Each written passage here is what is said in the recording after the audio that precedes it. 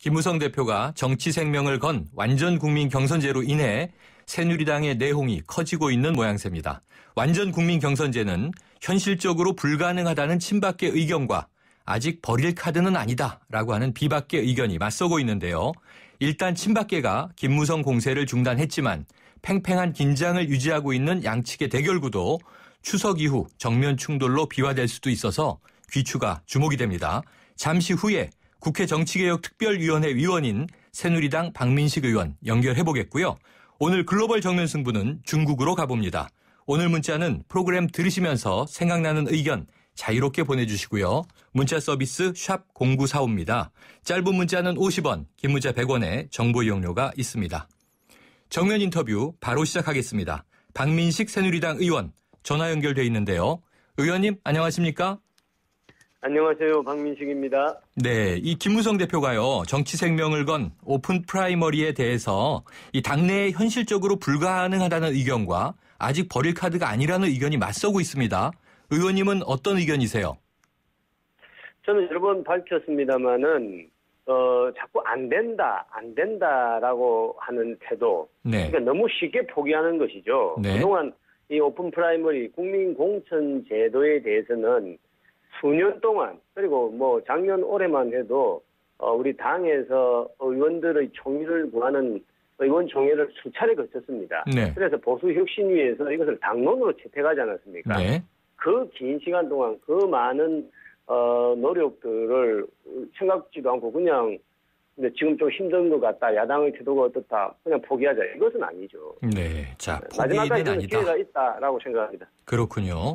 그런데 이제 이 야당인 새정치민주연합의 공천혁신안이 오픈 프라이머리를 배제하면서 새누리당도 결국 출구를 모색해야 하는 것 아니냐 이런 전망이 이제 힘을 받는 것 같아요. 원유철 원내대표가 제안한 제3의 길 이런 표현 나오지 않았습니까? 어디로 향할 것인지 주목되고 있는데요. 이 제3의 길 어떤 겁니까? 우선 야당의 제가 방금도 야당 의원과 이 부분에 대해서 이야기를 나눈 적이 있는데요. 네. 야당 문재인 대표가 이 오픈 프라이머리를 완전히 배제했다라고 저는 생각지 않습니다. 네. 야당에서도 마지막 그 어떤 여야의 그런 합의 같은데 그 가능성을 두고 있다, 여지를 두고 있다고 보고 있고. 네. 이제 원유철 대표가 뭐 제3의 길이다 이런 표현 뭔지는 모르겠습니다만은 기본적으로 야당과의 합의가 안 되는 그런 이제 힘든 상황에 닥치더라도 네. 기본적으로 공천권을 국민에게 돌려준다. 쉽게 말해서 반대로 어떤 권력자도 공천에 개입해서 과거처럼 뭐 공천 학살이다, 뭐 좌지우지하고 밀실해서 이런 것은 없어져야 되는 거죠. 네. 그러니까 그런 정신은 반드시 지켜져야 되고 또 관철이 되어야 된다. 이것이 뭐 제3의 길이든 제4의 길이든 간에.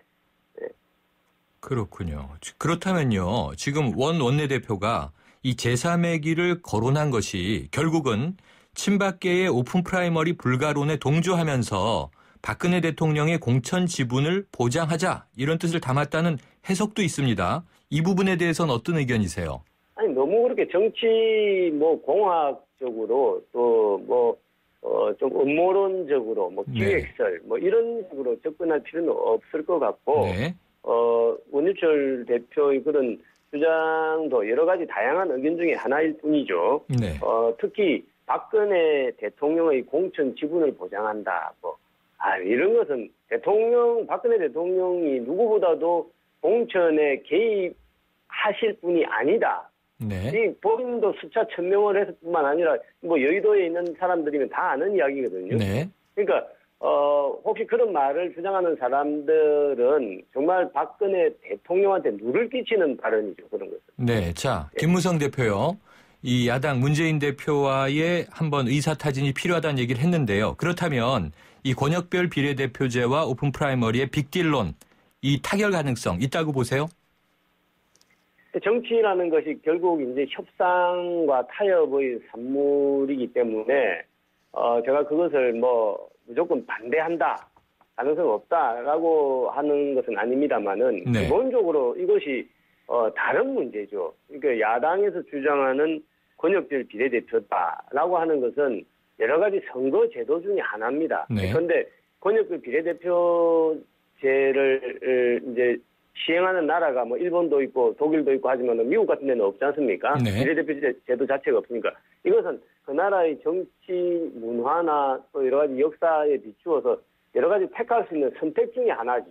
권역별 비례대표 제도는. 네. 그러나 오픈 프라이머리, 특히 그 상향식 공천하는 거, 국민이 공천권을 가진다라고 하는 것은 이거는 필수입니다. 네. 어차피 가야 될 길입니다. 우리가 네. 당연히 가야 될 길, 우리 정치 발전을 위해서는. 그러니까 하나는 선택사항이고 하나는 필수사항인데 이것을 서로 공정의 대상으로 한다?